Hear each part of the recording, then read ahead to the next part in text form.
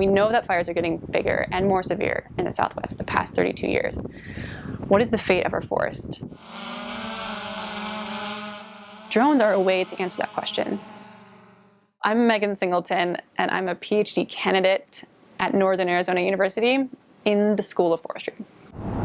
So my project is twofold. It's using drones or unmanned aerial vehicles to detect conifer seedlings. So we have these ecological metrics we're trying to detect from the 2D imagery from the drones.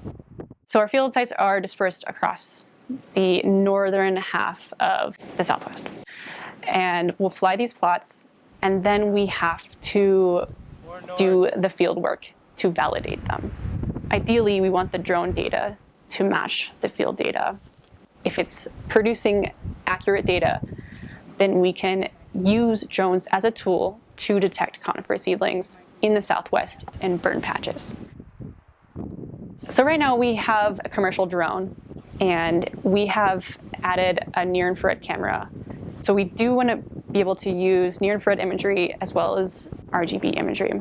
And we want to be able to stitch those two images together and then code a workflow so that managers can just fly the drone, get the image data, upload it into a program, and at a push a button, they can get this inventory data.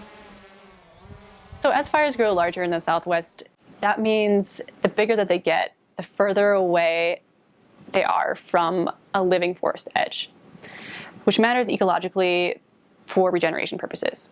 The bigger the patches are, the more interior that patch has, and the less opportunity those seeds have to come inside.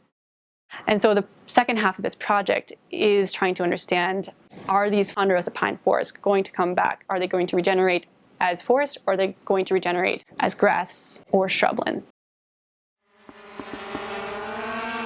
Drones have a lot of limitations. They're exciting for this field in forestry, but there's a lot we don't know, and there's a lot we can't do with them yet.